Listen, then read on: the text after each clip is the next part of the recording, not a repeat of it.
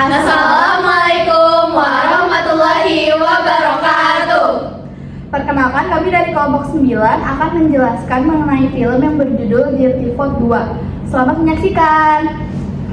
Film Dirty Vote 2 O3 merupakan film dokumenter politik yang membahas kondisi demokrasi Indonesia pasca pemilu tahun 2024. Film ini menyoroti dugaan adanya konsolidasi kekuasaan oleh elit politik dan ekonomi serta menjelaskan bagaimana hubungan antara politik, aparat negara, dan oligarki dapat mempengaruhi jalannya demokrasi. Film ini juga mengajak masyarakat untuk lebih kritis terhadap berbagai kebijakan dan dinamika politik yang terjadi di Indonesia. Salah satu konsep yang dibahas dalam film ini adalah state capture atau pembajakan negara. Film ini menggambarkan kondisi ketika kebijakan negara dinilai lebih menguntungkan kelompok elit dibanding masyarakat luas. Dan hal tersebut dapat memperkuat oligarki dan membuat rakyat semakin sulit berpartisipasi dalam proses pengambilan keputusan. Oleh karena itu diperlukan reformasi politik dan penguatan peran masyarakat agar kekuasaan tetap dapat diawasi. Untuk menjelaskan bagaimana kekuasaan dapat dipertahankan, film ini menggunakan konsep 3O. Nah, 3O ini ada otot, otak, dan ongkos. Nah, untuk otot ini adalah penggunaan aparat dan kekuasaan negara.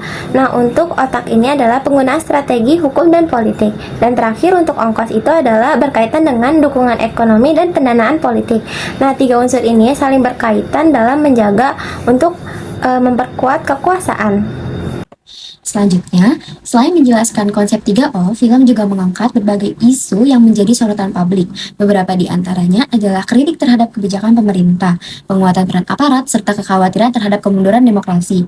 Nah, film ini juga menilai bahwa berbagai instrumen tersebut dapat digunakan untuk mempertahankan kekuasaan, sehingga memunculkan apa yang disebut sebagai lingkaran setan 3O, yang saya tampilkan di dalam infografis di samping ini. Film ini juga membahas tentang fenomena politik yang muncul setelah pemilu 2024, seperti konsolidasi kekuasaan, pengaruh oligarki dalam politik, serta pembentukan opini publik melalui media dan propaganda.